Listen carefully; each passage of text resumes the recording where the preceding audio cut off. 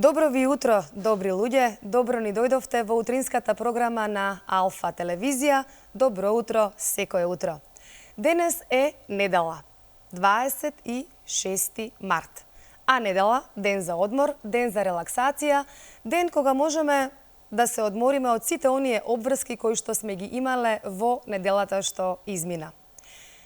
Меѓутоа, за почеток сакам да ги поздравам и сите оние кои што денес се на своите работни места, а тоа се сите оние луѓе кои што работат во болниците, во полиција, во пожарна, во моловите, во јавниот превоз, кафаните, рестораните. Добро утро и убав неделен ден за сите вас кои што оваа недела сте на своите работни места.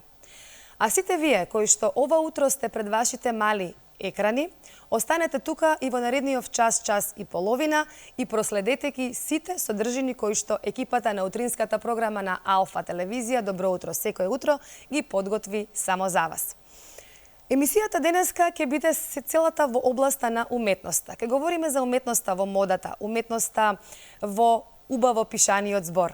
За почеток нема да ви откријам кои ќе ни бидат гости во студио и кои прилози ќе ги проследите денеска. Нека биде тоа едно мало изненадување и нека биде причина плюс да бидете заедно со нас во наредниот час и половина. Како што веќе кажав, денеска е 26 март. Тоа е денот на спањакот. Сите оние кои што се представници од мојата генерација, а тоа е некаде последната половина на 70-тите години, многу добро го паметите цртаниот филм за Попај Морнарот. Мајките тогаш ни велеа: деца, ајде, јадете спањак за да бидете силни и јаки и здрави како Попај Морнарот. Еве денеска убав предлог за неделен ручек, подгответе им на вашите најмили убава свежа салата од спањак или можеби некое убаво вариво или некоја манџичка во која што ќе има листови од спањак. Спањакот содржи во себе многу витамини, витамин А, витамин К и незаменливиот витамин С. Денеска е денот на убавата женска коса. А косата е еден од најмоќните адути на жената. Ајде денеска, вие дами, обрнете и малку внимание на вашата коса. Ќе видите како и косата ќе ви возрати со сјај и со убавина. Иако е недела, има некои фризери кои што денеска се на своите работни места, посетете ги и одвоите си време малку за себе. Денес е денот на убавите желби. Ајде прво самите да си замислиме убава желба за нас и сето она што си го замислуваме за нас да им го посакаме и да им го посакаме на нашите најмили, на нашето семејство. Денес е денот кога се поместуваат стрелките на часовникот за 1 час нанапред.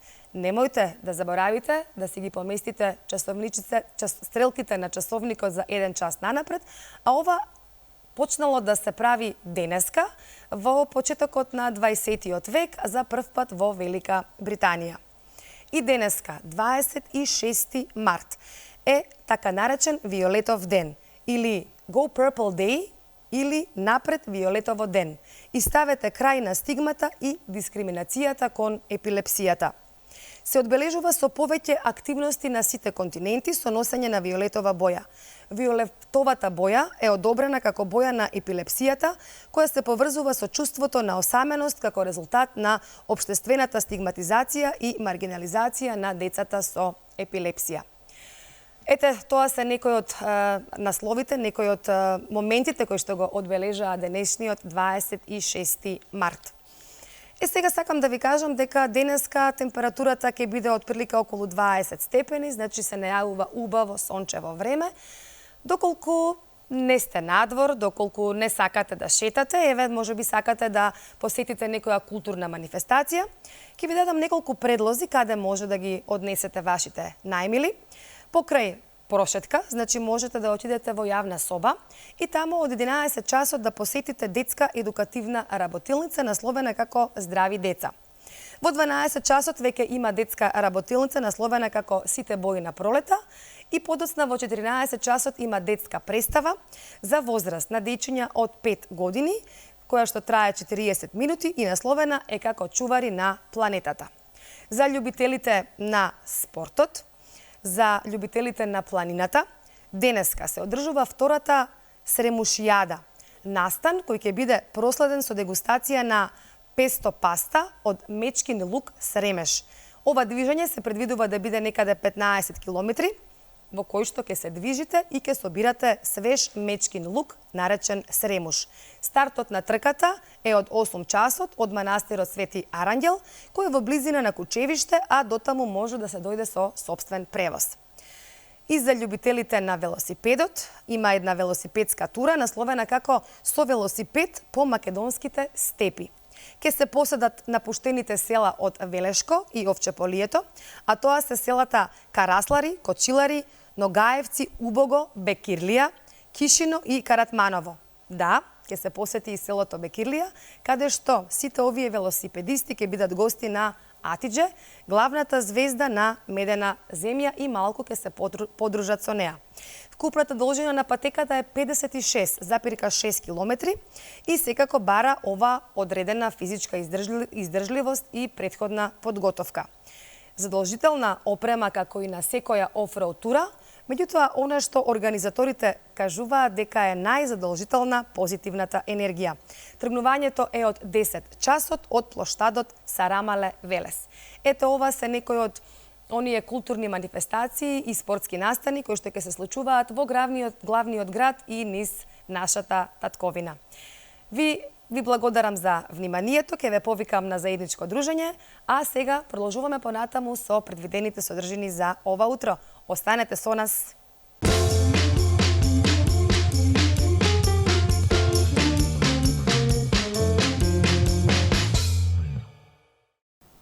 Ние утринците се будиме обично со убава голема шолја утринско кафе.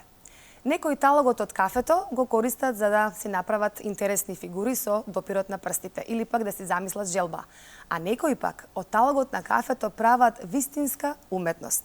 Наш и ваш утрински гостин е Драган Божино, графички дизајнер и креативен директор во маркетинг агенција. Драган, добро ти утро. Добро ни дојде во утринската програма на Алфа телевизија. Добро утро секој утро. Добро утро и на вас, добро утро на гледачите. Ви благодарам на поканата.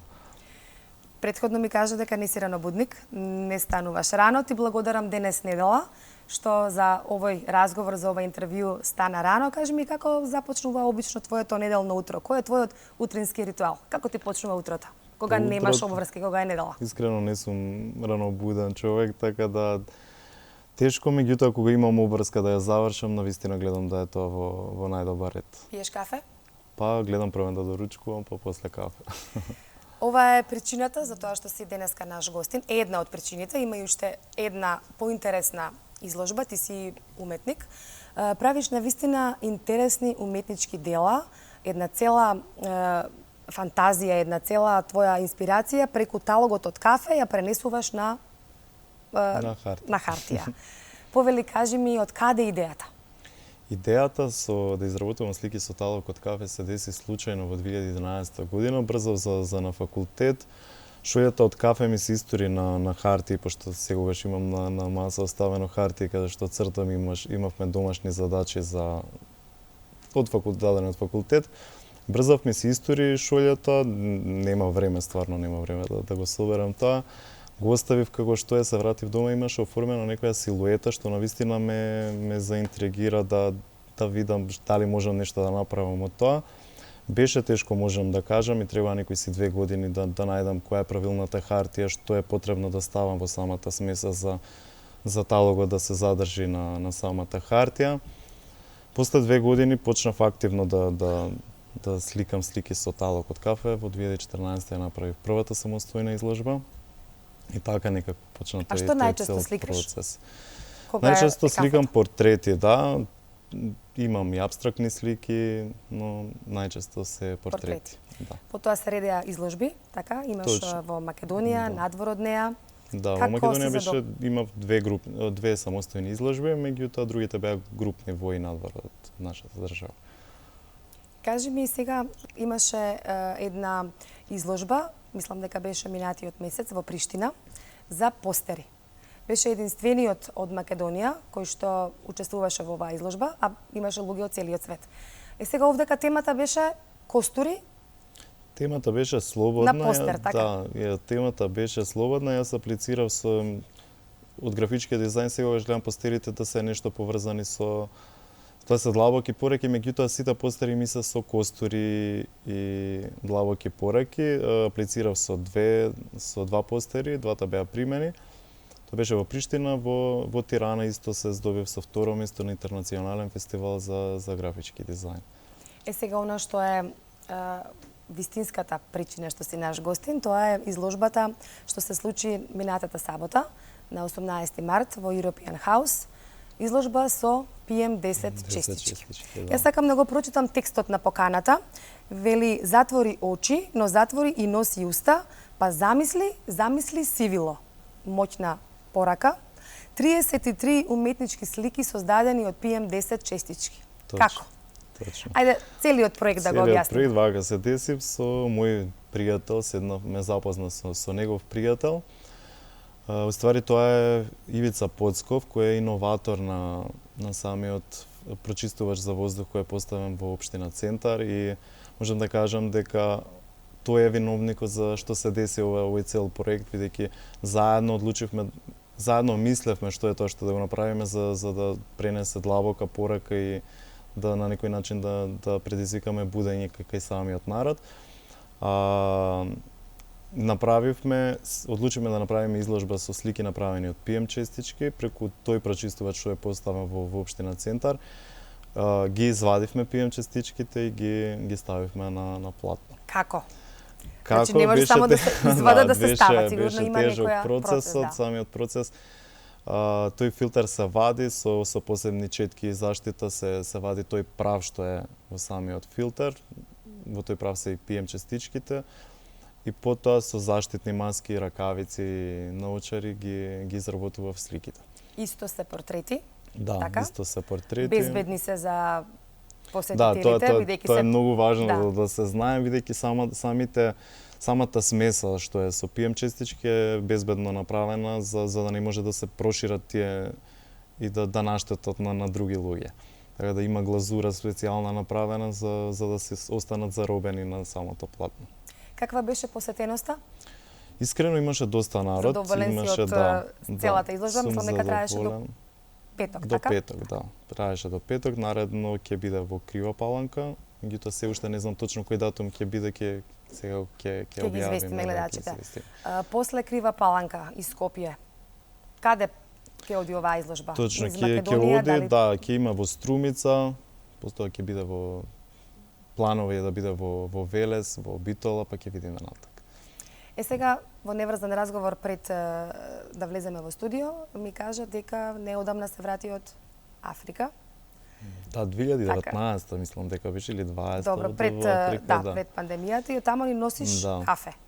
И Точно. повторно планираш да Сакам искрено правиш да. со ова кафе од Африка, да твориш со тоа. Точно, да, бидејќи самиот процес нели кафето потекнува од Африка и сакав да направам една приказна и устари тоа беше причината, една од причините што отидов во Африка да добиам поголема инспирација, да земам кафе од таму и материјали да направам некоја промена за разлика од претходната изложба што ми беше, да биде малку поразлично, меѓутоа да биде многу подлабоко и поиздржано тематски. Така да сметам дека тоа патување ми донесе, ќе видите нели вие доколку оваа година успеам да ја спремам таа изложба.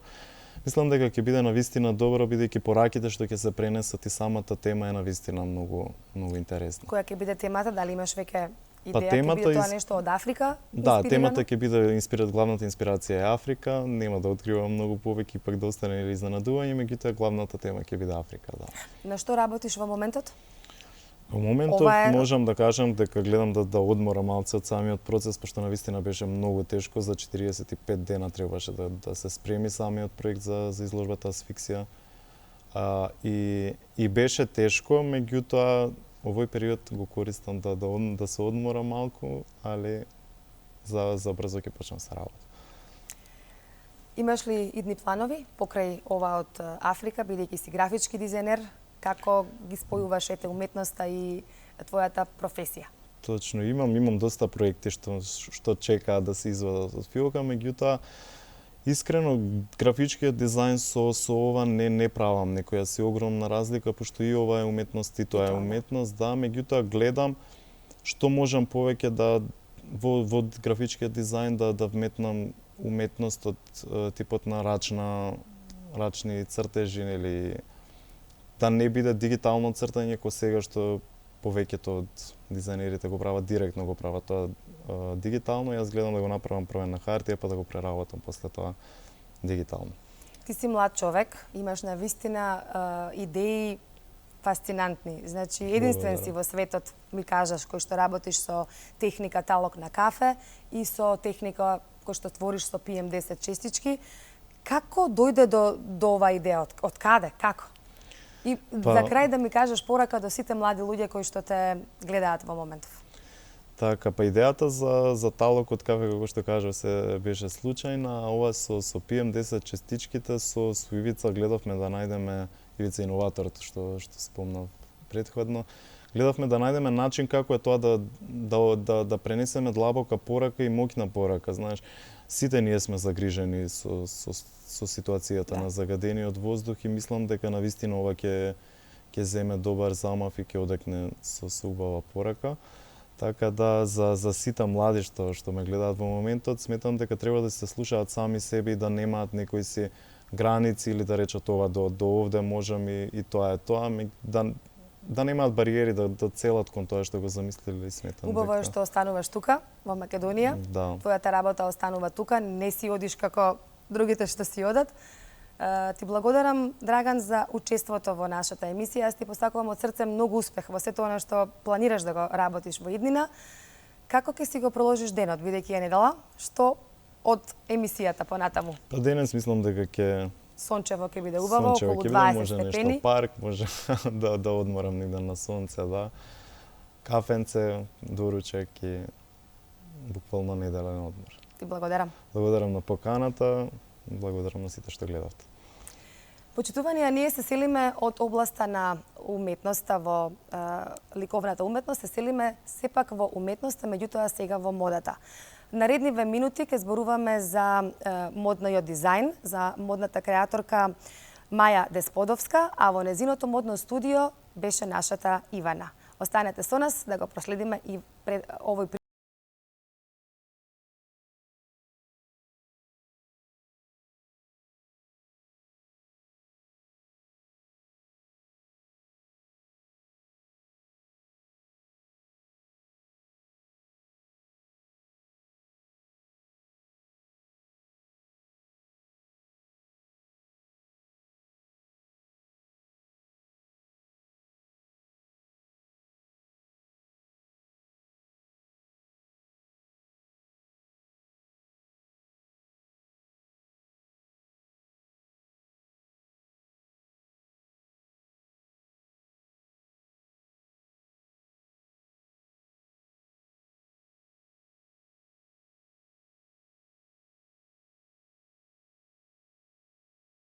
и тренд во пролета и во убавите топли месеци кои што ни доаѓаат. Токму ова утро ние ве поздравуваме од ателието на дизајнерката Маја Десподовска, со која што ќе разговараме повеќе за модата, за тоа што ќе се носи ова пролет, за незината нова модна колекција, но и за тоа колку ние македонците знаеме да се носиме со модата, па и уживаме во модата. Маја, најпрво ќе ти посакам добро и убаво утро. Добро утро. Сакам да ви се заблагодарам што сте денеска наши гости и што покажавте интерес за нашата работа. Ти благодарам и ти што ја прифати поканата еве за прв пат да ни бидеш гостинка во Добро утро секое утро. Маја, да се навратиме години наназад, како започна еве твојата љубов кон создавањето и креирањето? Така, значи јас како една артистична личност секогаш сум покажувала афинитет кон креирање, односно кон продукција или реализирање на еден вид идеи кои ми се јавувале уште како малечка. Потребата за креатива и инспирација која се раѓала сама по себе била секогаш препратена со позитивна желба да се исполни тоа нешто во реалност, значи во еден материјален облик. Модата ми изгледала секогаш како добра идеја за тоа нешто, значи идеите кои што може да се реализираат и да се видат во материјален облик. Како малечка се запиша во средно уметничко училиште на одсек мода и дизајн, а понатаму и студирав моден дизајн во Соседна Република Бугарија, кое што можам да кажам дека ми било едно позитивно и огромно искуство за понатамошната работа и доста ми влијаеше во поглед на тоа како ми се развиваше модната мисла. Бидејќи креацијата и модата е еден процес голем на изразување, значи на модни идеи, на една голема психологија, значи во креирање и во израз. Тоа како искуство во Бугарија ми помогна многу понатаму да се реализирам во тоа што сум денеска, нели, еден моден дизајнер, препознатлив да речеме за нашите простори. Да, навистина е прекрасно нели кога се наоѓаш во модно ателје со сите овие бои кои што не обкружуваат. Што беше инспирација, Маеве, за твојата последна колекција која веќе е при крај со подготовките? Вака сега да кажам, бидејќи ние во последен период, ние значи самостојно како бренд постоиме веќе 5, ова е 6-та година. Можам да кажам дека со поголемиот тек на работа се појави потреба да дизајнираме повеќе наши парчиња во однос на таа некоја клиентела што ја имаме и бидејќи од секогаш сум сакала да креирам свој бренд, ова е втор или трет обид веќе, значи на создавање на колекција модна од нашиот бренд Маја Десподовска. Овој пат сме инспирирани од колоритни бои, вибрантни, експлозивни, кои што даваат многу енергија. Исто така може да се забележи специфични кроеви се употребени, значи ние експериментираме во поглед на конструкција на моделите. Вредност на моделите им даваме со рачните доработки, значи има доста рачни доработки на кои што сме обратиле доста внимание и труд и време. Бидејќи секој ден модел и секоја креација си бара одреден труд и одреден пристап. Сега ние како моден бренд е многу важно, сакаме да бидеме во тренд со тенденциите кои што се моментално тековни, нели, за оваа година. И можеме да забележиме од светскиве модни писти конкретно и модниве тенденции да забележиме дека светлите, вибрантни, експлозивни бои баш ќе бидат и пролетва и во текот на целава наредна година.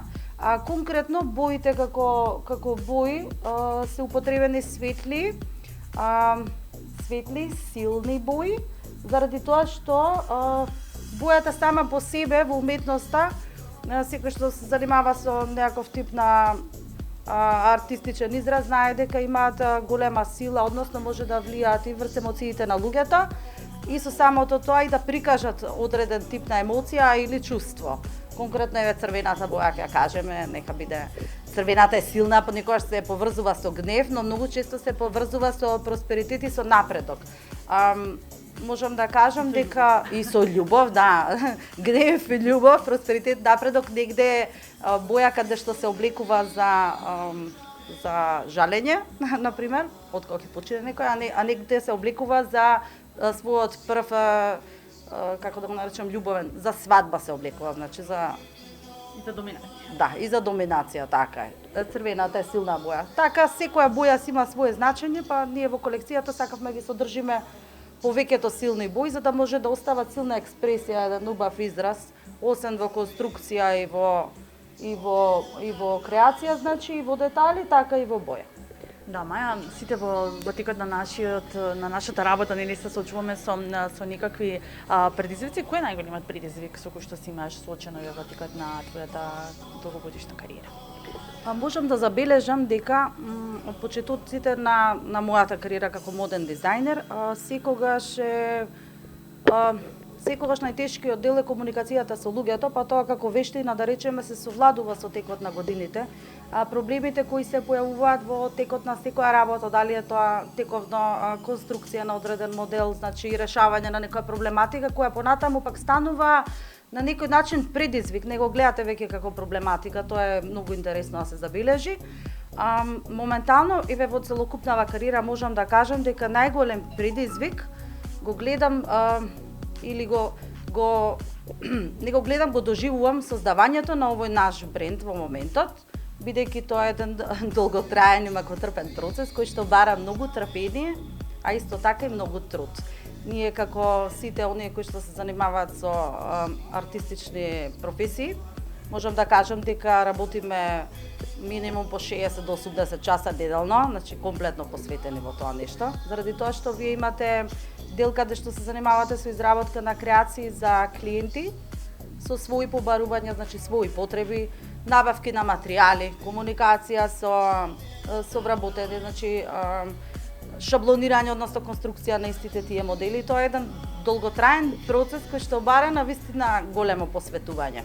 Не можам да кажам дека со малку часа работа може да се постигне некаков успех и ние здравје се стремиме кон тоа, значи да се прошируваме. Наредните 2 години сме ги планирале заради тоа што се јавува една потреба да се прошириме како бренд, во смисла не само креирањето на колекции брендови, туку нудиме услуги од типот правиме дизајни за други брендови.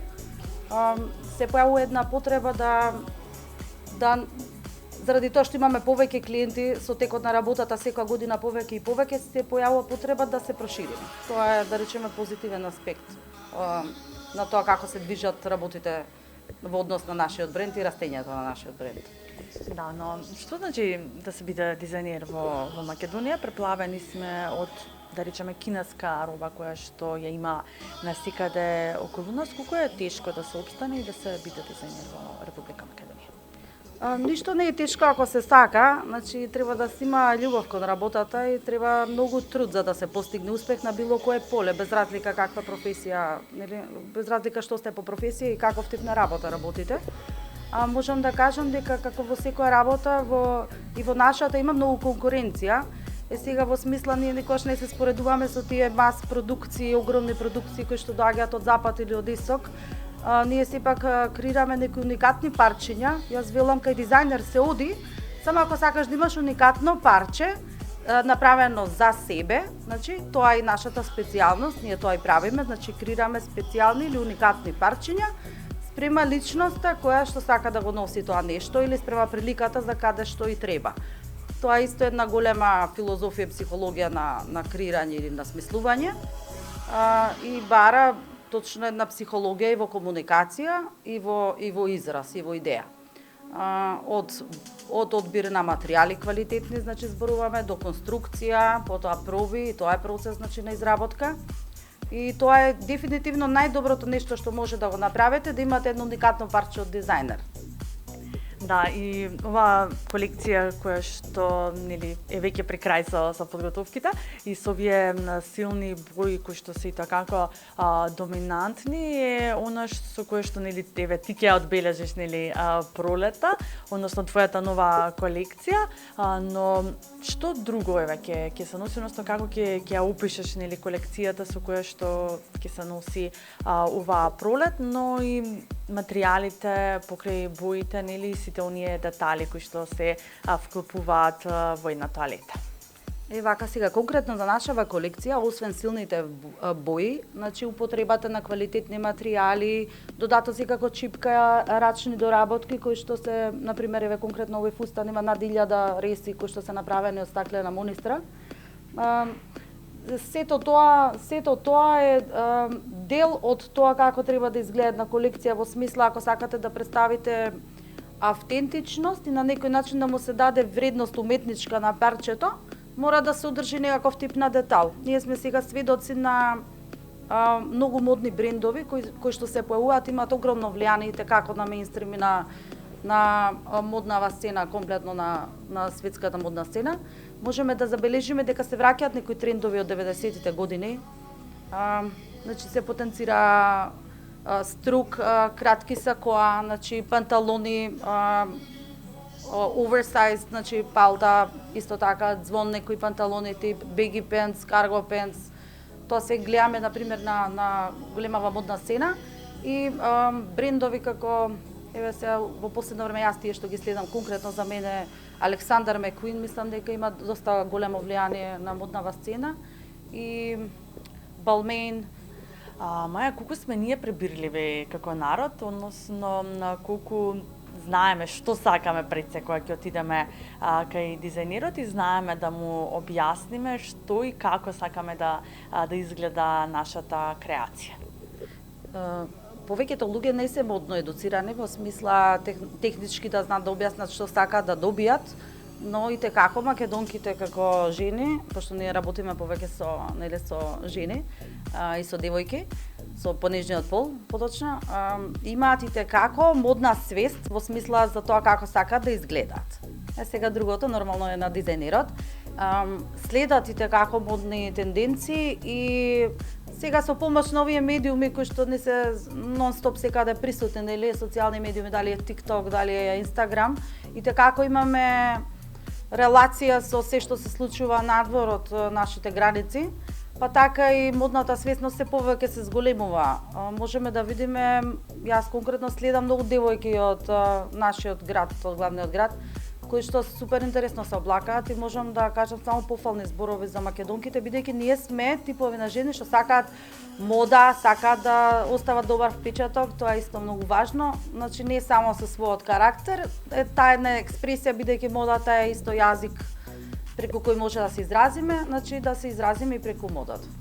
Има ли доволно модни случувања општо во Македонија, па и во Скопје како метропола нели на државата?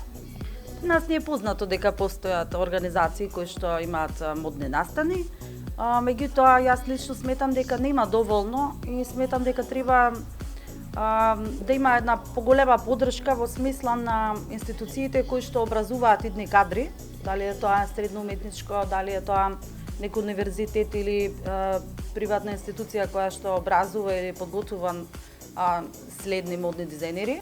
Маја, сите некако од дизајнерите очекуваме да ни дадат совет, нели, кој ќе отидеме на некаква консултација за тоа како да изгледаме попривлечно, поекстравагантно и повеќе да оставиме впечаток.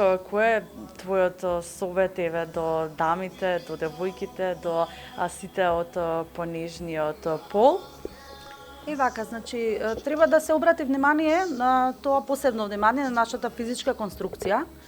Тоа е многу важно, бидејќи и пресудно, да речеме, за нечив изглед, бидејќи не секому тоа што е модерно му стои и не секому секој модел му стои. Треба да имаме една самосвест за тоа како изгледаме, во смисла да си ги потенцираме убавите работи, бидејќи за мене сите жени се убави. Значи, секоја жена има свој адут, кој што би требало да го потенцира и да го истакне со тоа што ќе го облече. Тоа само ќе придонесе на нејзината харизма, карактер и личност. Ти благодарам, Маја, за одвоеното време. Се надевам дека секако нели и на твоите клиенти кои што ги имаш, но и на гледачите им пробудивме нели едно чувство повеќе за мода и за тоа еве како треба да изгледа една дама. Ви благодарам уште еднаш што не бевте гости. Повеле.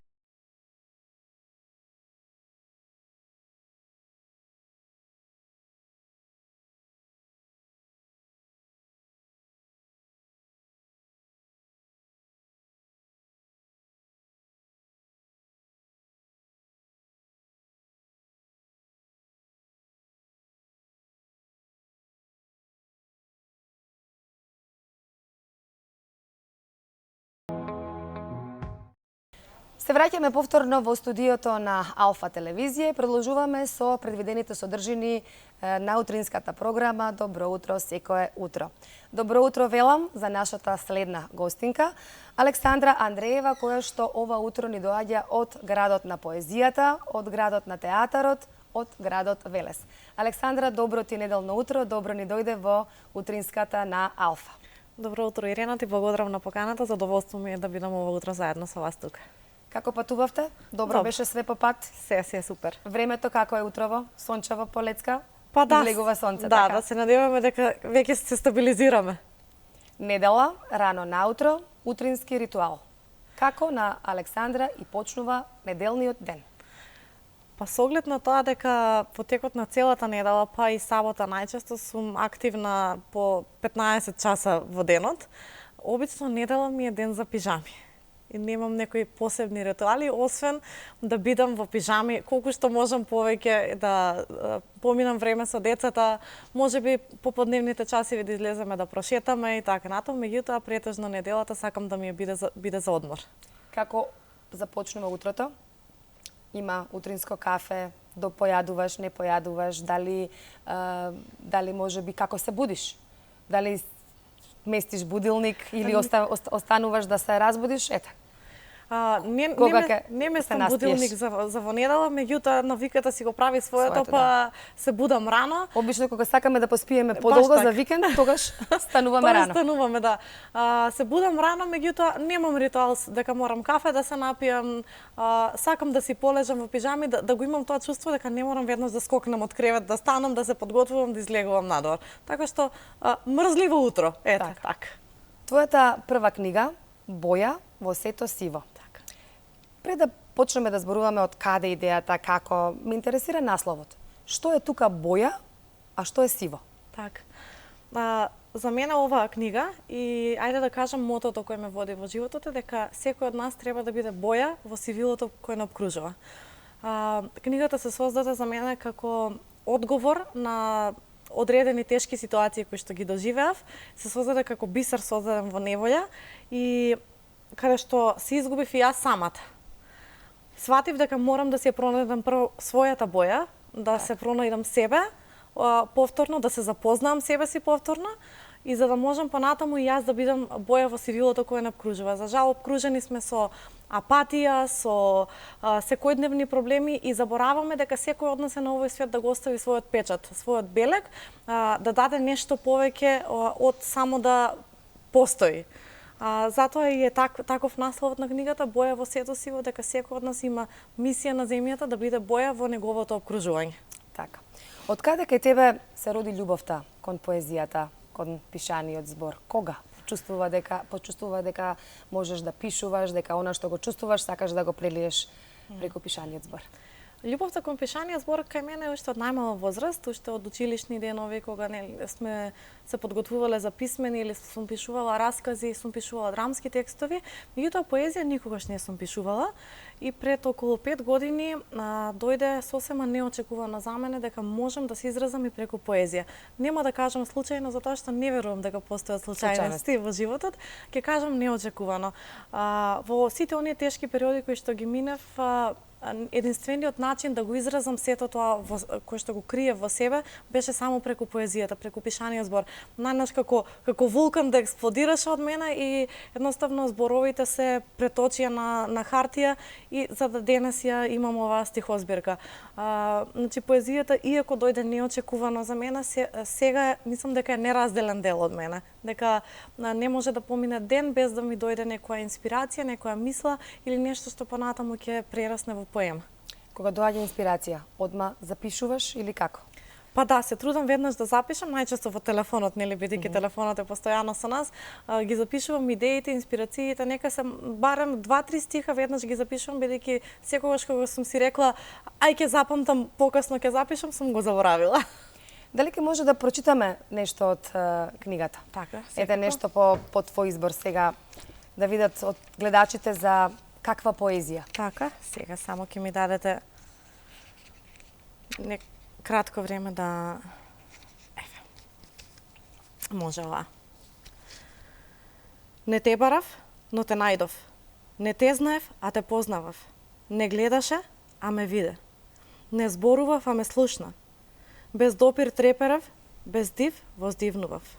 Сон не сонуван, мечта не мечтаена. Копнеш мој што срце ми бранува. Мир мој што душа ми милува. Твоја бев пред твоја да бидам. И тогаш во јаве се стори, и тогаш во љубов ме обви. Со нежност ме обсипа, насмев да ми исцрташ. Во преградка ме закрили, од светот да ме сочуваш. Како редок цвет ме зеде и подигна. Ги виде трњето и без трав ги засака. Не ме бараше, но ме најде. А јас те видов, те допрев, те слушнав и за себе те зачував. Зашто не ми треба светот, ми требаш ти. Зашто не сакам се, те сакам само тебе. Да ја живееме бајката, да го доживееме чудото. Обострано, совршенство на несовршените. Преубаво. Благодарам. Преубаво. Тука се зборува за љубов, така? Да. Книгата е поделена во неколку дела, во 6 поточни, кои што се однесуваат на одредени сегменти од мојот живот или од животот на блиските. Има дел кои што се љубовни, дел се за пријателите, дел се за татковината, дел се оние најмрачните, најтемните кои што сум ги преживеала така. И така е поделена во неколку целини книгата. Морам во овој момент да истакнам дека сакав некако да бидат одвоени тие делови, меѓутоа да немаат наслови, да немаат глава 1, глава 2 и така натаму. Зашто ми помогна мојата драга другарка од Велес, која што е уметник, Елена Димова Пантелик, и инспирирана од поемите, ги доживеа на нејзин начин и создаде нацрта илустрации кои што визуелно ги одвојуваат деловите во книгата. Зашто сум и многу благодарна, затоа што верувам дека впечатокот е комплетен со овие илустрации кои се во самата книга. Така. Може ли да прочитаме делот кој што е посветен на татковината? Да, секако. Застанала грудка в грло, та здив животен не пушта. Застанала и не поминува. Грудка, грудка колку срцево. А срцево пак уста да има па да прозбори, болката да си ја сподели. Очи да има па да заплаче, тагата да си ја намали. Очите пак, огледалата на душава ранета, се затемниле, се заматиле и радоста ја изгубиле. Солзите не ги мијат веќе, и тие силата ја потрошија. А зошто? Зошто грудко не си одиште срцето да ми оздраве, очите да ми се израдуваат? Што ти сторив? Што погрешив? И ета, грудката ми одговори. Та и таа не била слободна. Та и таа била заробена. Навидум самостојна, а поробена од кобници. Навидум со песни радосни, а окована во туги зборови лажливи. Со векови од други поробена, но избавена од чедата. А сега е рана најголема. Рана од задгрб нанесена. Рана со цвеќе закитена, умот да ни замае, да не ја видиме. Но ете, тука е. Горливот лее за да разгори и сите да не изгори. Та и грудката ќе замине в заборав, ќе потане, со себе и нас ќе не понесе. Ќе мине ден, ќе мине година и никој не ќе не памети. Но еве, гледам зрак, како струна тенок продира низ темнината. Ќе изгрее сонцето, чедата ќе ги разбуди.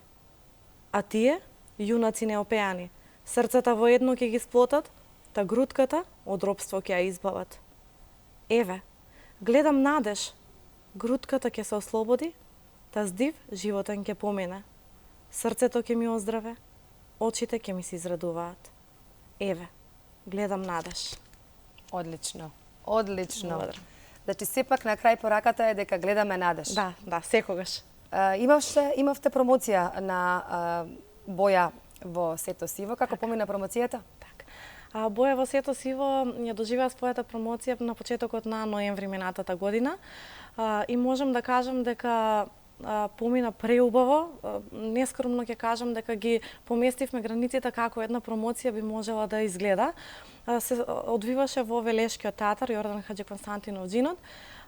И сакав да биде поразлична. Сакав да направиме нешто поинаку, да не дојдеме да се собереме, да си прочитаме неколку поеми и да си отидеме дома. И целата промоција заедно со мој пријател, режисер во Велешкиот театар Ненад Витанов, ја направивме да биде со драмски перформанс, каде што тамошните актери Жарко, Фаик, Кико и Стефан преку своја изведба на дел од поемите со сценографија, со музика, со тон, со се, им ја доближија мојата поезија на публиката. Иако на почетокот некои од блиските беа скептични за тоа колку луѓе ќе дојдат, бидејќи сепак е Велес, помал град, поезијата потешко се прифаќа од читателите. Сепак јас сум пресреќен заради тоа што салата не само што беше полна до последно седиште, туку имаше и уште 30 луѓе што стоеја. Да. Навистина беше многу емотивно и многу убаво и се зборуваше долго потоа за како се одвиваше целата таа промоција. Боја во Сето Сиво, ја споменавме неколку пати. Јас сакам само да ги повикам гледачите.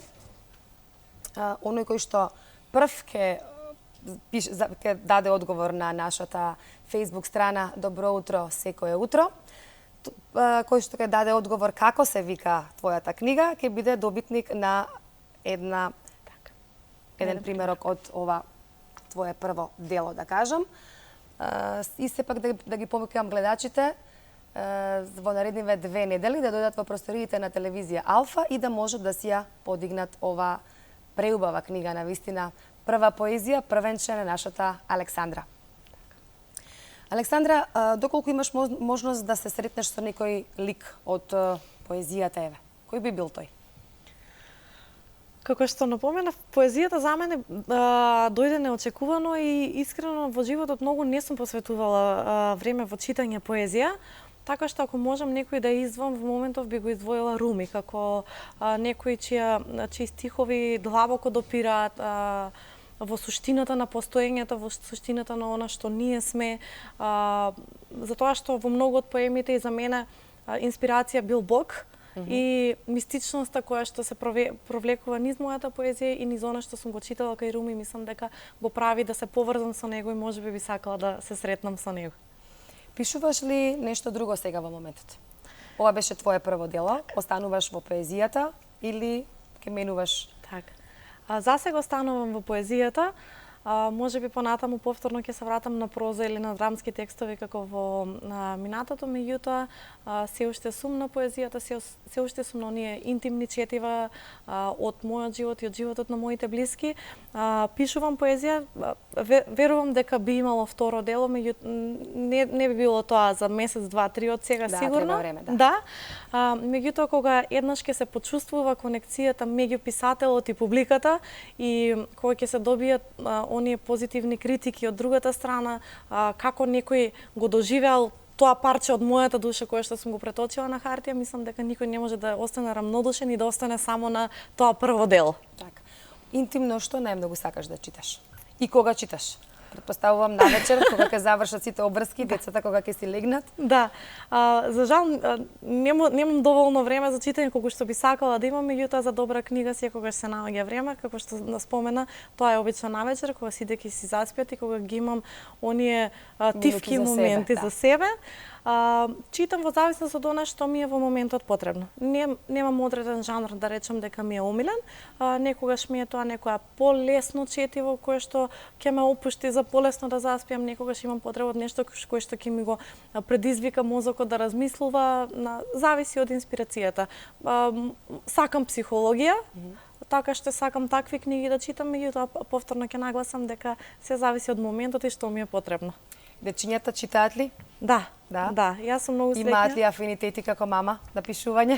За пишување се уште не покажале некои посебни афинитети, меѓутоа за читање да читаат. Јас сум многу среќна затоа што и имаат љубовта, затоа што во ова денешно време кога ни е тешко да ги тргнеме од компјутер или од паметни телефони, самите одат да си земат од библиотека книги кои што им се надвор од редовните лектири, да, обврзани да ги читаат. Да, и сум многу среќна за тоа што го практикуваат тоа. Покрај тоа што пишуваш поезија, ни доаѓаш од канцеларијата на градоначалникот на општина Велес. Така. Велес секогаш изобилува со културни манифестации, без разлика од кое годишно време се работи. Сега сме пролет веќе. Доаѓа летото. Ајде да најавиме некои од оние културни манифестации, културни настани кои што ќе го одбележи вашиот град. Така. Морам да кажам дека сум многу среќен што Велес повторно си го враќа оној епитет град на културата кој што го заслужува, бидејќи како што напомена на самиот почеток, Велес е град на театарот, Велес е град на поезијата и навистина имаме со што да се гордееме и што да истакнеме. Со ковид пандемијата и претходно неколку години некако се беше замрено, меѓутоа од минатата година го враќаме сјајот и животот во Велес. Да. Токму тоа и слоганот кој што честопати го користиме, Велес живее, затоа што навистина на сите нас ни се потребни такви културни манифестации да почувствуваме живот во нас, да имаме квалитет на животот кој што го живееме. Изминатата година ги возобновивме сите културни манифестации кои беа ставени на пауза и создадовме нови. Истото ќе продолжи и оваа година. Минатиот месец имавме концерт на Никола Мицевски. Можам слободно да кажам дека беше прв таков концерт во Велес за велешката публика, поинаков, нели? Она што сега ни следува ни е 120 години од Солунските атентати. каде што со пригодна програма ќе се чествува во тек сме на креирање на програмата, ќе биде објавено на нашите социјални медиуми. Годинава исто така славиме 3 други големи јубилеи, а тоа се 115 години од раѓањето на Кочо Рацин, 80 години од смртта и 60 години од одржувањето на Рациновите средби. И како заслужуваат овие јубилеи да бидат одбележани. Рациновите средби традиционално се одвиваат некаде околу 12-13 јуни. Меѓутоа, бидејќи годината каква што е планирано ние во текот на целата година да имаме повеќе активности, на почетокот на мај имаме театарски фестивал. Тој театарски фестивал лани се одржа за прв пат, годинава продолжуваме. Се вика Петре, во чест на доајенот Петре Прличко, кој што е со потекло од Велес, и обработува, односно ги носи најпознатите и најактуелните театарски представи од цела Македонија. Минатата година беше одлично прифатен од велешката публика, па дури од околината, така што верувам дека исто ќе продолжиме и годинава. Понатаму имаме фестивал на джез пролти со времена музика, тоа е на почетокот на септември, исто лани беше прва година, годинава ќе го има своето второ издание, каде што се носат најпознатите имиња од таа, ајде да кажем, алтернативна музичка сцена.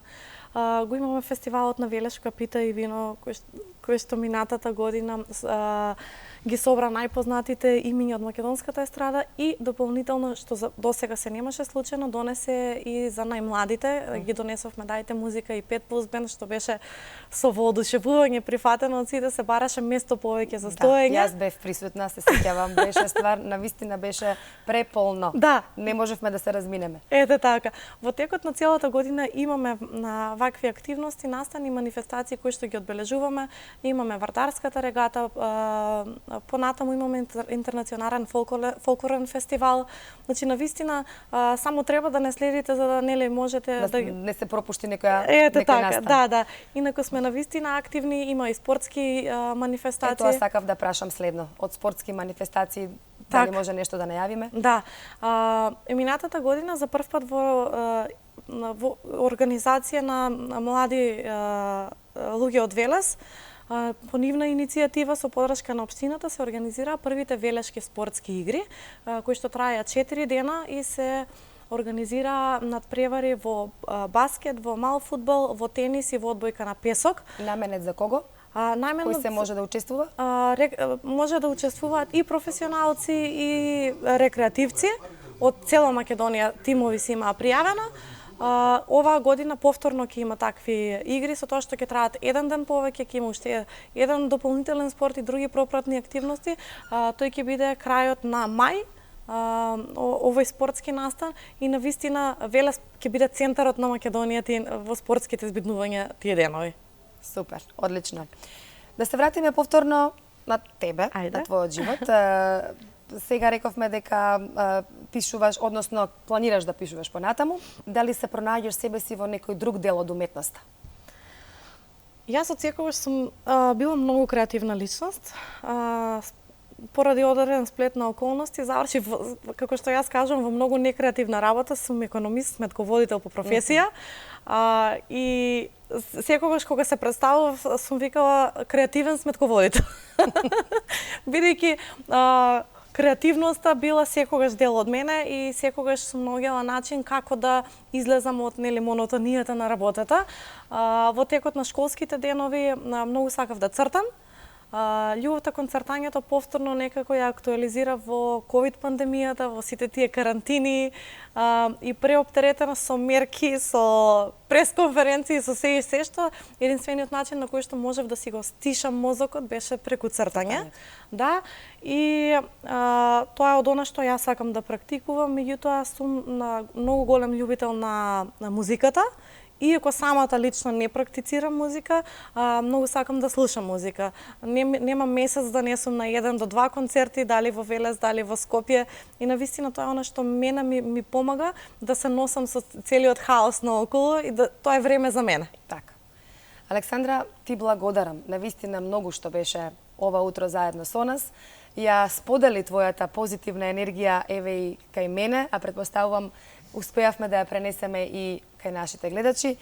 Ти посакувам многу успех во она што ќе го работиш во иднина. Ти посакувам успехи во кариерата и на приватно поле. Се надевам дека ќе бидеме твои гости на твоето следно втора книга. Кога ќе ја издадеш, ќе не повикаш, ќе бидеме твои гости. Ти посакувам среќен пат до Велес и до некое следно видување. Довидување. Благодарам на поканата. Уште еднаш само за крај ќе ми дозволи да се благодарам секако. на мојата издавачка куќа Збор од Велес, која што навистина застана целосно позади мене. Знаеме дека во денешно време тешко издавачките куќи се одлучуваат да дадат простор на нови автори, така што навистина ми е драго што можам да бидам дел од оваа издавачка куќа и ќе продолжиме да соработуваме во иднина и секако дека ќе бидете поканети на следната промоција. Ќе искористам оваа прилика уште еднаш да ги потсетам нашите гледачи.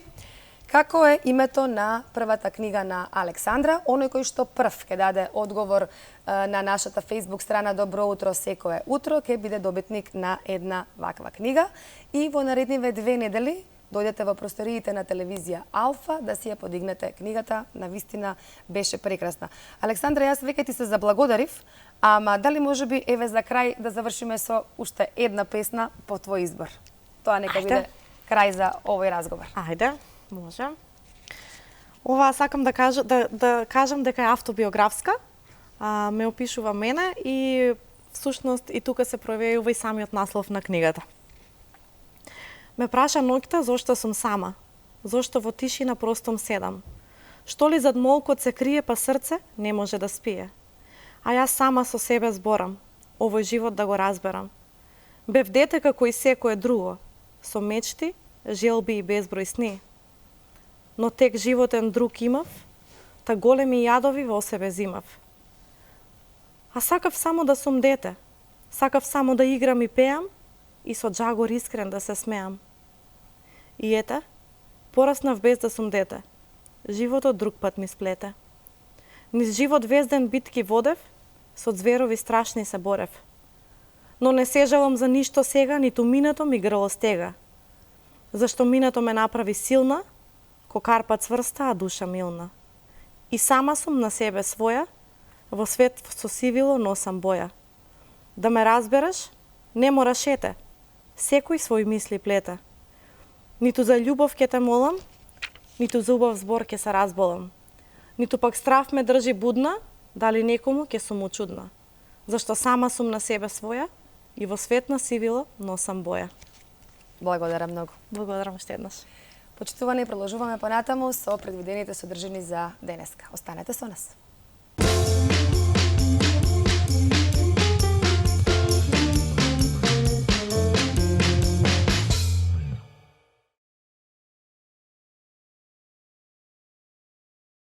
Кога последен пат сте го однеле вашето дете на детска представа? Ние ви предлагаме 2 представи кои што може да ги посетите оваа недела. Бела беше на проба во детскиот театар, каде што беше во друштво на едно зајаче, на една лисица и на една мечка. А режисерот на оваа представа говори за следните активности на детскиот театар. Токму оваа представа е инспирирана од една книга која што е насловена како Куферко, светскиот патник од Македонија. Еве јас ќе ви ја покажам и ќе го повикам. Првиот гледач кој што ќе ни пише на нашата Facebook страна Добро утро секое утро, ќе биде добитник на оваа прекрасна книга. И само сакам да ве потсетам дека од денеска па во наредниве 2 недели може да дојдете во просториите на телевизија Алфа и да си ја подигнете оваа прекрасна книга за вашите најмили дечиња. Да го проследиме сега прилогот. По повод Светскиот ден на детските театри 20 март, нашата екипа имаше за чест да присуствува на една од пробите на актуелната представа за деца. Пролетната приказна Шумскиот суд реши дека Лиска сгреши, во режија на Трајко Јордановски. Станува збор за една комична приказна која ја засмева дури и повозрасната публика. Предизвикот за актерите бил огромен, бидејќи актерската екипа е сочинета од членови на оперскиот ансамбл при Македонската опера и балет. Во представата, солистката Билјана Баевска е Лиска. Што е тоа што погреши Лиска? Веројатно тоа што не му дозволи на Зајко да се нахрани во шумата, во ладната зимска шума, бидејќи тој е гладен, а таа направи снешко, му стави нос морков, а тој го украде бидејќи беше гладен. И Лиска се налути. Какво значење има за вас оваа пролетна приказна, оваа представа? Па интересно искуство имаме и веројатно и големо е значењето за најмладата публика пред се, но секако и како актери за нас, затоа што едно поинакво искуство од сето она што до сега сме го работеле. Какво е чувството пред секоја представа? Па интересно и возбудливо. Сепак за деца работиме, тие се непредвидливи, имаме моменти каде што не се толку послушни можеби, каде што треба да ги смириме, да најдеме начин како да ги анимираме, сето тоа да биде забавно, интересно и поучно за нив. Така да интересно е секако. Возбудлива е. Што е според вас највозбудливото во оваа представа? Моментот дека јас го откривам на трапникот, на Снешко, тој што ми го краде носот, и тука е најинтересната приказна кога не ќе да признае зајкото. Имаме многу интересна сцена, интересни реплики и е многу забавно. Тоа е најинтересниот момент. Што е она што научи оваа представа?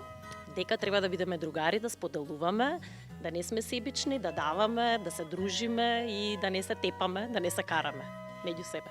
Колку овие вакви детски представи прават поздраво општество? Многу секако дека од мали нозе се стекнува една секогаш, значи тоа е поидовна една навика каде што децата од мали се учат да следат театар, да следат представи, концерти и така натаму, и од мали нозе се стекнуваат сите тие поучни моменти кои што поднатака во животот значат. До сега и со оваа представа, но и претходно со Куфарко имавте можност да прошетате и низ Македонија, да се запознаете со многу дечиња. Какви се реакциите, може ли да споделите со нас? Одлични, супер, одлични реакции. Исто Куфарко е представа која што е за голема, да речем, возрастна граница за деца, значи не е за најмладата публика, бидејќи ги запознаваме со градовите низ Македонија и со сите нивни најзначајни природни убавени знаменитости. И интересно е се, исто и таму имаме многу забавни моменти. Зад немирниот натрапник Зајко, кој го прави целиот хаос, се крие ликот на примадоната Ристина Николова. Каква улога има зајчето во оваа представа? Здраво. Значи, зајчето има една улога на, како да кажам, како мало детенце, кое што така и се однесува, мислам, во целата представа. Гладен е, многу е гладен, бидејќи зимата само што поминала и случајно се наоѓа на место каде што доаѓа Лиска, прави Снешко, му става еден нос од морков и зајчето побудалува, сака да го земе морковот, го краде, се крие, тука имаме една ситуација на држ не дај и така многу интересна. Значи, зајчето е едно мало палаво дете. Така би го нарекла, не знам. Мислам и така треба и да се изигра. Како публиката реагира на Зајко и на тоа што Зајко го прави? За мое големо изненадување и задоволство, многу добро. Значи, дури и постарата публика реагираат многу, значи, смешно име кога паѓам, кога правам некои такви глупости на сцена. Задоволна сум како ја играм улогата.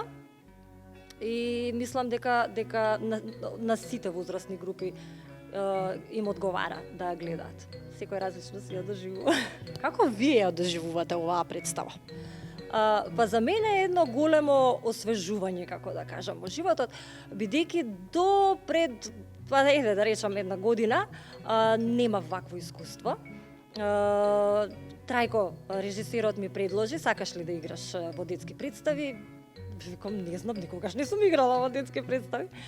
И така почнавме со Куфарко, па сега со пролетната. Навистина мислам дека за мене лично представува како една ренесанса во мојот живот и како да речам подмладување дури. Што е она што ви помага да се доближите или спуштите, еве така да се изразам, до најмалите? Ова интересно прашање. Јас мислам дека малото дете во мене никогаш не порасна. Така да не ми е воопшто тешко да другарувам со најмалата публика. Едноставно моментот кога кога ќе излезам на сцена и кога ја имам таа интеракција со нив, тоа е, мислам дека има 4, 5, 6 години. Така и се осеќам, така и се однесувам. А како се чувствувате пред да застанете на сцена? Веројатно исто така. Се ставам во некое такво расположение, почнувам така да размислувам, да се однесувам и воопшто не ми е тешко. Значи, дури ми е многу полесно него било која друга работа што сум ја работела во животот. Преку Куферко, па сега до пролетната приказна, се надавам и понатаму други вакви слични проекти. Што е она што зборува вашето искуство, гледајќи најмалата публика низ целата држава, колку ваквите проекти значат за развојот на нашето општество, односно за нашата иднина? Значат многу. Значат многу од проста причина што децата, најмалите, ги учиме пред се да одат во театар. Работиме значи на нивниот културен развој. Самата содржина на представите, особено детските, секогаш гледаме да бидат поучни, значи ги учи на нешто. Мислам дека треба да ги има во многу поголем број од што ги има и сега. Не викам дека ги нема, меѓутоа никогаш не е доста, бидејќи најмалата публика најмногу сака да гледа и да ужива со нас. Судијата во представата е Меца, во улога на оперскиот пејач Борко Биџовски. Како еден оперски пејач се снаоѓа во една детска представа? Па видете, во нашата професија во оперското пеење секогаш има драмски дел, каде што ние преку пеењето можеме да дојдеме и до драмскиот дел со тоа што го изразуваме на сцена не само тој пеачката страна, туку и глумачката страна. Према тоа во детските представи мислам дека нема многу голема разлика помеѓу операта и детските представи, затоа што и тие барат глума. Сега имаме неколку песнички во оваа проветна приказна, каде што мислам дека јас не го гледам како различна страна делот оперскиот со представјата, драмскиот. Каква е улогата на Меца во пролетната приказна? Па Меца во оваа приказна е како судија кој исто како едно најсилно животно помеѓу во споредба со зајакот и со риска во ситуација, ова е најсилно животно со тоа што таа го носи судот со нејзината големина и стас. Како реагира публиката на Меца и на тоа што таа, да речеме, има клучна улога во представата? Баш интересно тоа што ме прашате, пошто има различни сега во повеќето градинки каде што настапуваме има различна возраст на деца, на предшколска возраст, каде што се некои деца не се плашат, некои знаат да почнат одма да плачат кога ќе видат Меца, така да секогаш е различна. Што е нешто вам лично ви го донесе оваа представа? Што ве научи? Па на тоа дека треба на голема одговорност да се работи со деца и да се презентира пред нив нешто не е мала работа, одговорна работа. Има преубаво чувство кога се настапува пред деца. Децата се според мене од најискрената публика што може да биде. Тоа. Што ви помогна вас да влезете во оваа улога? Па што ми помогна? Не знам, заедно со колегите работиме на повеќе представи, во однос на тоа се гледаме сите кои како е со распоред со проби. Слободното време налага по тоа кој што ќе игра во представата и во тоа дали може актерот да ја прилагоди улогата и времето според тоа да научи улогата. Бидејќи се појавувате и во улога во представата Куферко, ете, искуството си овие 2-2,5 години во детски представи, што вели, дали се потребни почесто вакви проекти низ градинките, низ културните центри, дали најмладата публика е жедна за детски представи? Па и тоа зависи од самата представа, значи секогаш представите од едукативен тип се добри за децата, што повеќе од нив толку подобро. Сите представи за деца се представи кои се кратки, на децата не сме да им се одзема премногу внимание, концентрација, таква работа. Така да мислам дека да, треба да има повеќе представи од ваков аспект и децата да се едуцираат на што повеќе начини да учат како е уиднина да се оди на театар, како да се однесуваш на театар, како да задржиш концентрацијата повеќе, така. Режисерот Јордановски пред 2 години на сцената ја постави представата Куферко светскиот патник од Македонија, која го осветли патот и потребата за вакви проекти наменети за најмалата публика. Куферко беше проект кој што беше поддржан од Министерството за култура, а процесот во кој што го правевме Куферко беше прилично долг, бидејќи тој самиот како представа беше захтевен и мораше да се исполнат сите тие технички услови за на крајот да дојдеме до таа представа. Така да би рекол дека околу 3 месеци беше подготовката за овој проект. На кој начин ја одбравте актерската екипа, отколку мина е составена и како се одвиваат тие проби? Видете, самиот текст си налага авторот текстот што го пишуваше Симона, која што го напиша текстот, така да во текстот постојат 5 актери, што значи тоа беа 5 лица кои што требаше да ги изберам. Во принцип во екипата се луѓе од Македонската опера и балет, така да беа мои млади колеги за кои што сметрав дека може да ги исполнат условите за да ги играат ликовите кои што ги представуваат во оваа представа. Како режисер за детски представи, веднаш би ве прашала каков е теретот за создавање на еден ваков медиум за најмалата публика, дали е потешко од создавањето на представа за возрастни? Па не би можел така груба поделба да направам дали кога правите представа за деца или за возрастни, дали едното е потешко или едното е полесно, затоа што секоја планина си има своја тежина. Би рекол дека кога работам за деца е малку поинтересно, бидејќи тематиките кои што ги одбираме се повесели, поведри. Кога правиме за децата, гледаме да биде тоа весело, да биде со песнички, со игра, така да тоа е доста интересно и доста забавно. Од еден друг аспект, јас сум имал прилика да работам, нормално работам во операта со колеги кои што се возрастни луѓе професионалци, имав прилика да работам и со деца. Таа разлика кога работите со дечиња или кога тоа се возрастни луѓе, тука ќе ви кажам дека тежината е поголема кога работите со помали деца.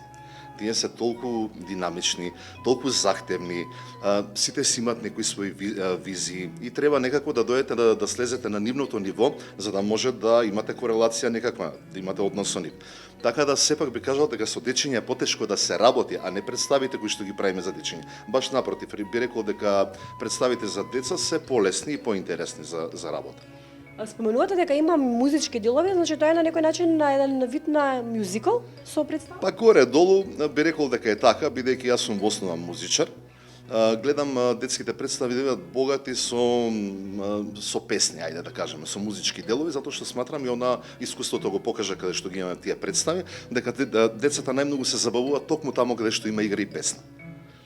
Кажете ми какво е вашето чувство пред секое представување пред најмалата публика, пред секоја представа, како вие се чувствувате?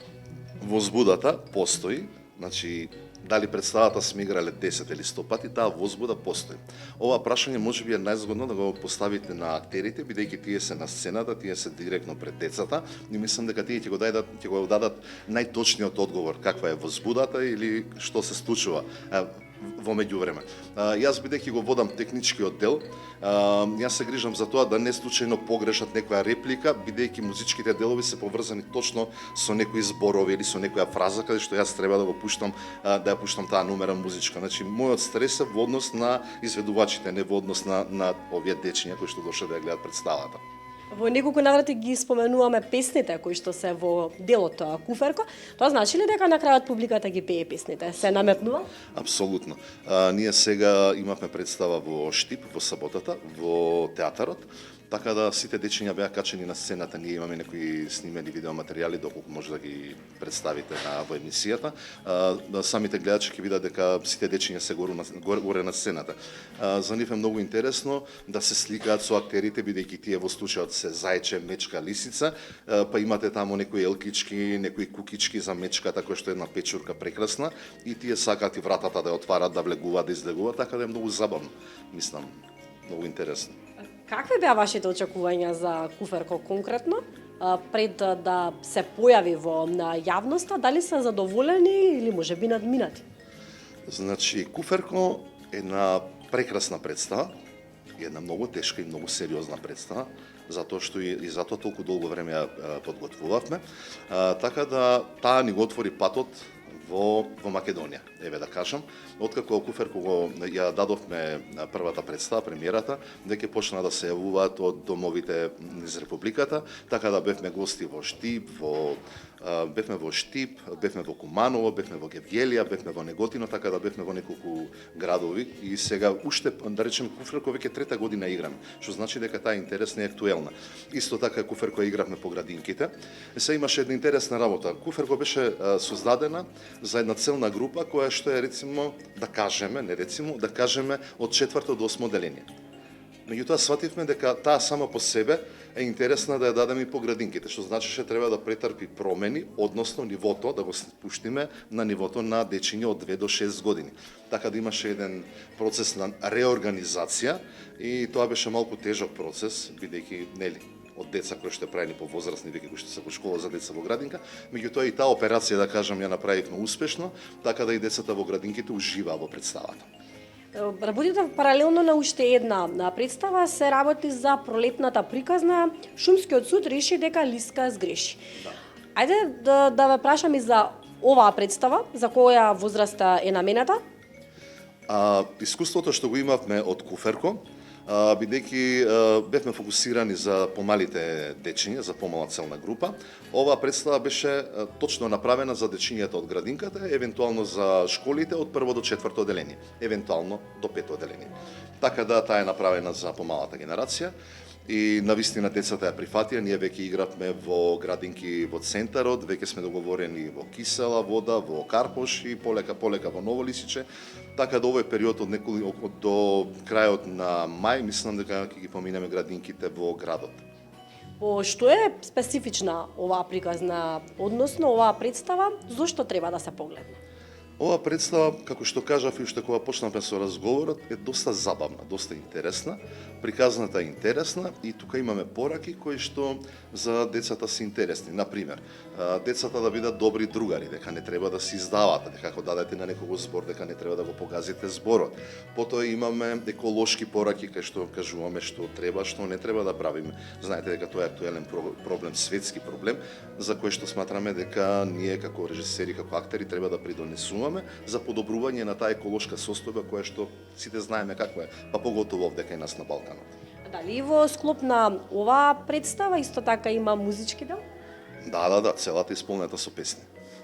Така да е многу интересно.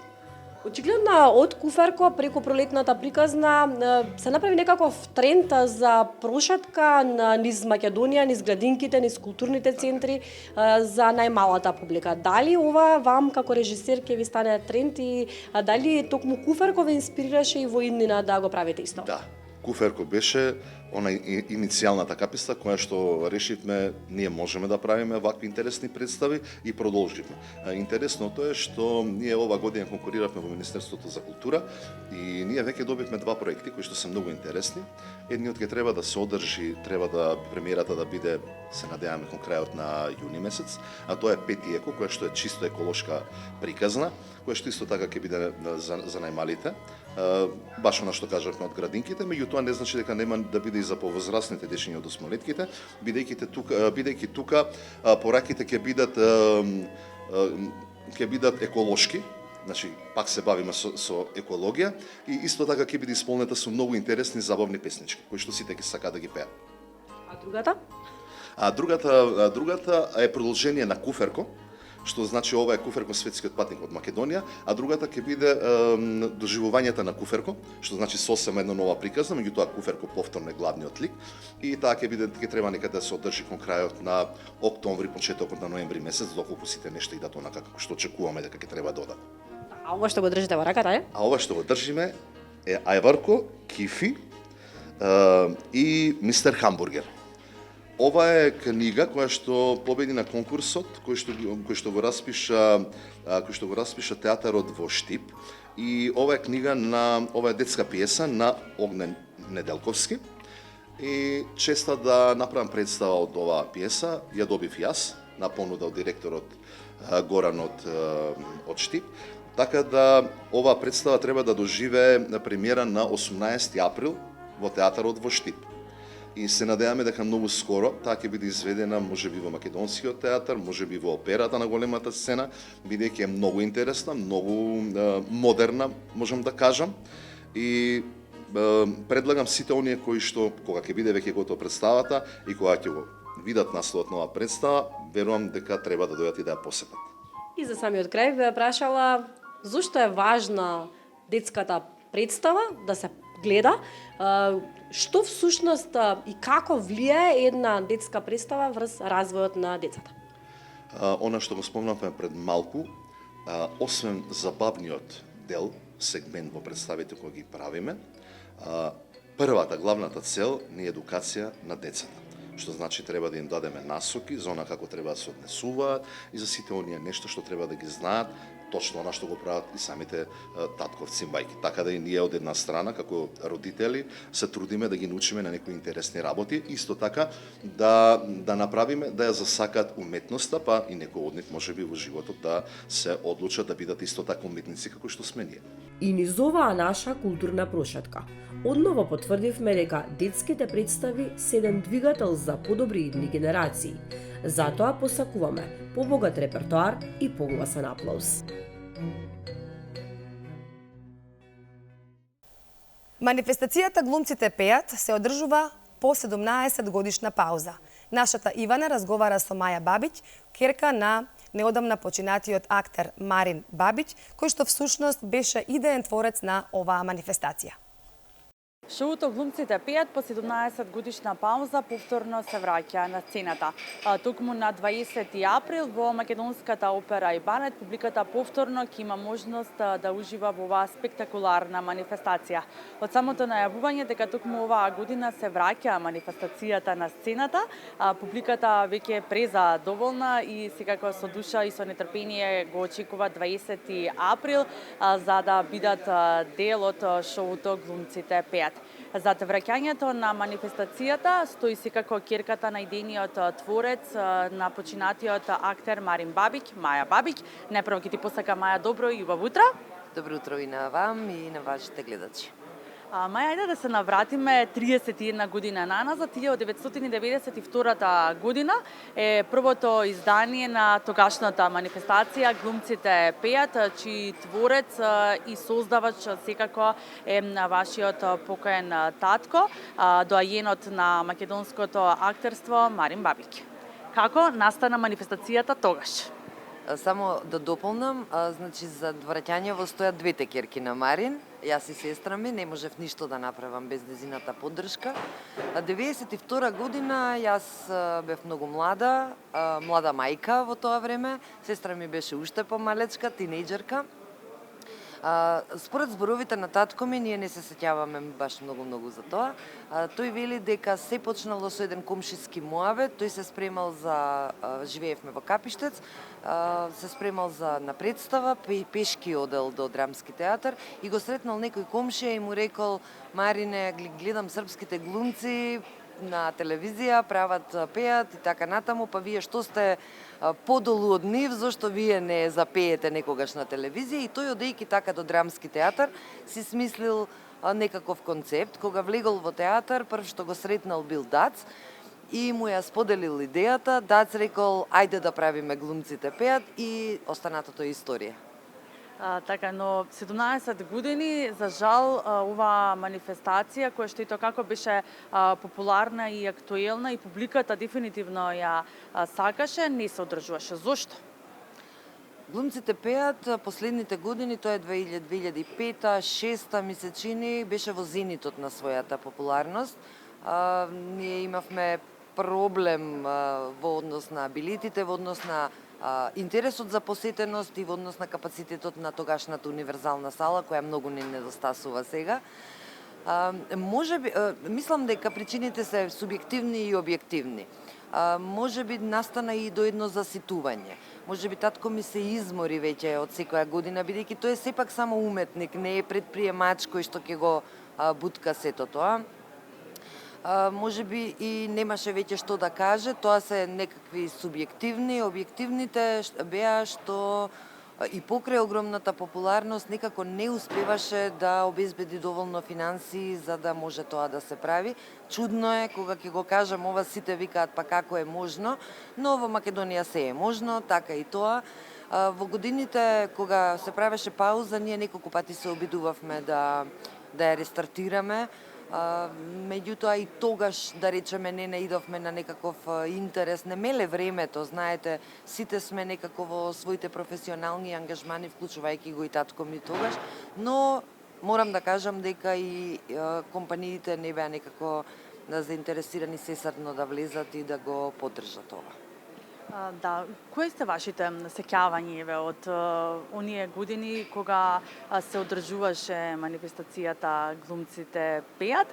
Лично за вас, во какви сеќавања ви останате и дали можете да ни споделите некоја интересна ситуација токму од подготовките, припремањето, па и текот на манифестацијата? Сеќавањата се преубави. Значи, не можам да кажам дека тоа било моето детство, но ете младите години и фала му на Господа што сум имала шанса да живеам едни такви адолесцентски години, да речеме. Глумците пеат се подготвуваа кај нас дома. Ние немаме канцелари, ние немаме простор каде што тоа се прави, значи се тргнуваше од нас дома за последните 10 дена да се префрли на сцена. Тоа се премногу телефонски разговори, тоа се премногу кафиња испиени, пијачки, тогаш немаше интернет, немаше мобилни телефони, луѓето мораа да дојдат дома за да се договорат, сега е се полесно, нели? Многу случки има, многу луди работи. Знаете како кога во дневна ви играат глумци и пеат и спремаат, да, комшии се собираат, доаѓаат на кафе, се тогаш им требаше шеќер да дојдат да позаимат. Многу, како да ви кажам, една година дојде српскиот актер Алјоша Вучковиќ, он гостуваше на Глумците пеат, со тогаш ултра популарната Топојска 18, ја пееше таа, од една серија што се емитуваше. И тргнаа да вежбаат, јас се мотам тука нешто, мало бебе до мене. Спремаат и во еден момент Алјоша вика: "Стој, заборавив нешто да ви кажам. Јас купив денеска, бев на пазар и купив шкембе. Сега ќе ви правам шкембе чорба." Ни проба се виде, он готвеше, смрди целиот стан, значи имало и такви ситуации. Она што за секогаш ќе ми остане во меморијата е енергијата која ќе се собереа глумците на прва проба, таа енергија не се заборава. Значи тоа беше еден наплив на креативност, наплив на идеи, наплив на желба да се биде добар, не подобар од колегите, немаше ривалство, немаше надпревар, но да се биде добар, доволно добар за Глумците пеат. Што ве натера еве да ја вратите баш оваа година, ова шоу кое што нели сега од манифестација прераснува во шоу Глумците пеат?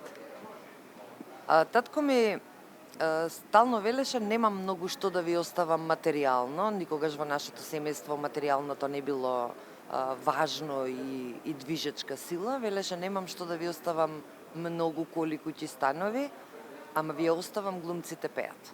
Со аманет, кога тогаш да ја вратите."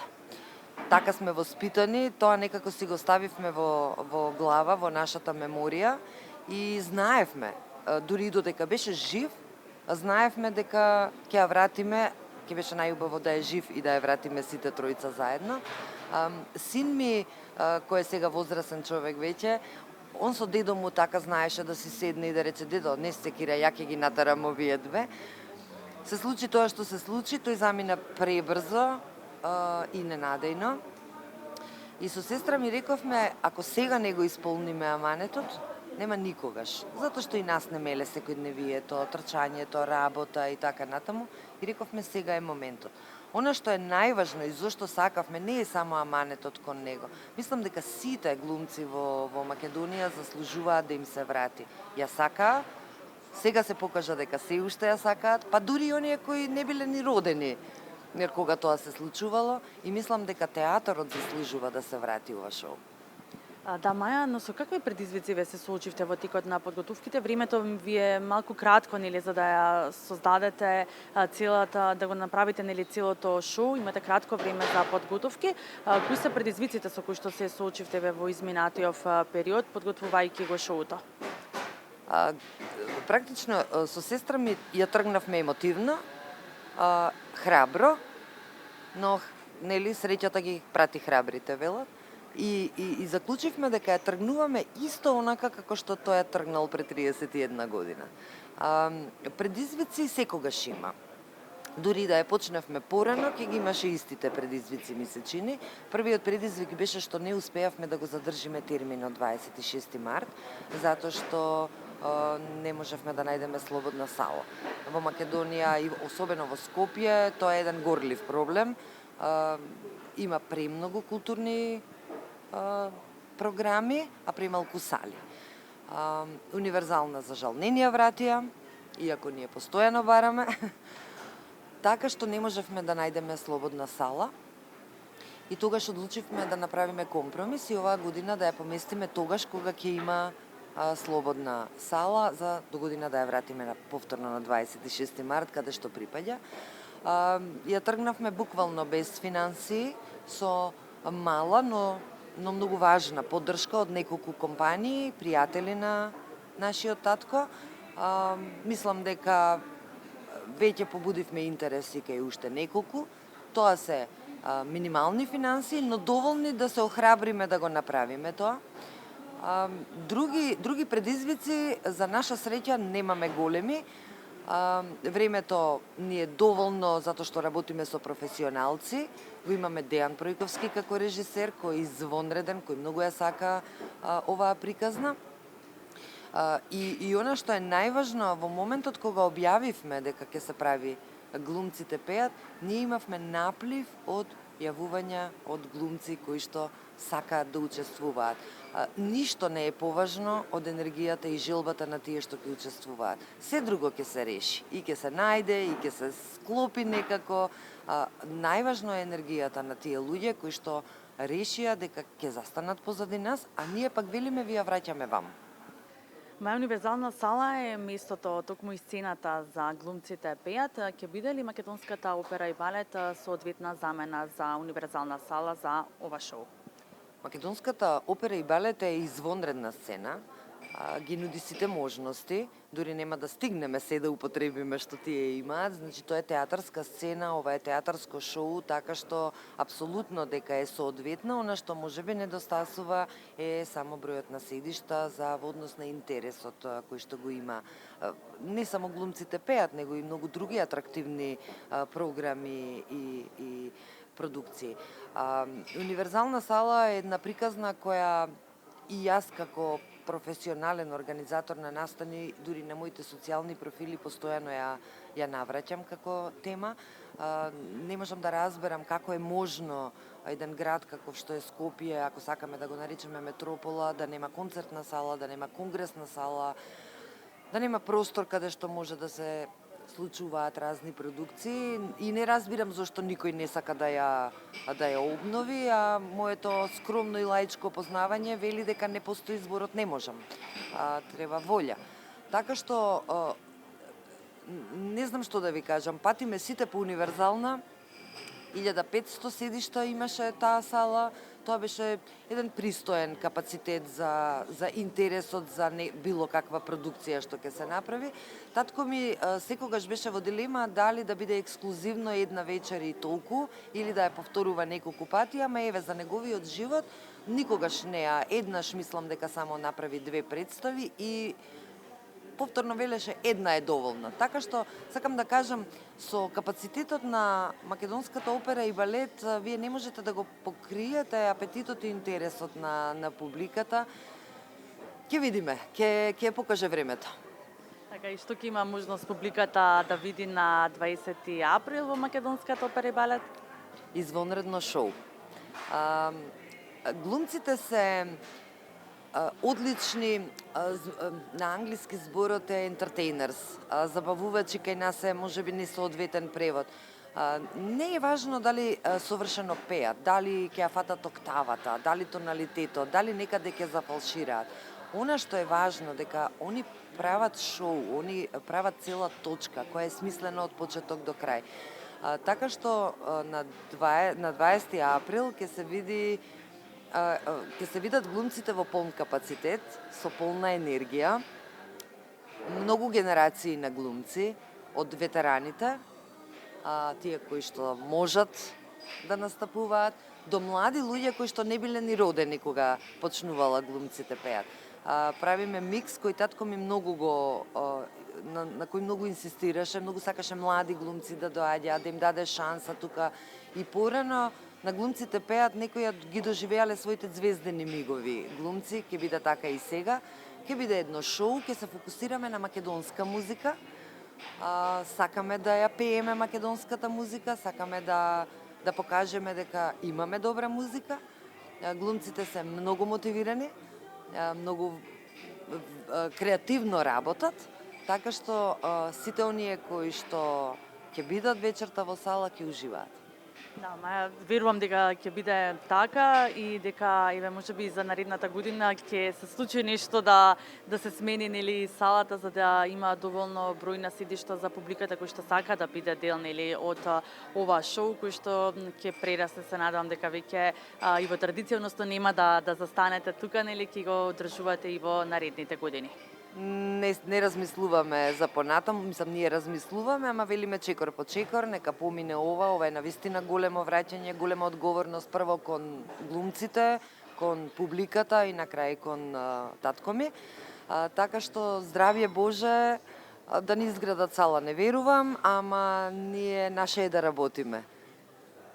Така сега ќе ги поканиме сите гледачи, сите оние кои што сакаат да уживаат во македонската музика, во македонските актери, секако да бидат дел од ова шоу после 17 години. Повторно се враќа на сцената, на овој пат на македонската опера и балет. Бидете дел од Глумците пеат во режија на Дејан Пројковски. Почитувани, тоа беше се што екипата на утринската програма на Алфа телевизија подготви за вас за ова неделно утро. Јас се надевам дека успеавме да го задржиме вашето внимание, се надевам дека бевме интересни и дека говоревме денеска за уметноста од повеќе аспекти. Ви посакувам убав неделен ден. Останете ни во добро здравје, во добро расположение и ви закажувам повторна средба утре на фреквенцијата на Алфа телевизија со почеток во 6 часот и 25 минути. Имајте убав неделен ден.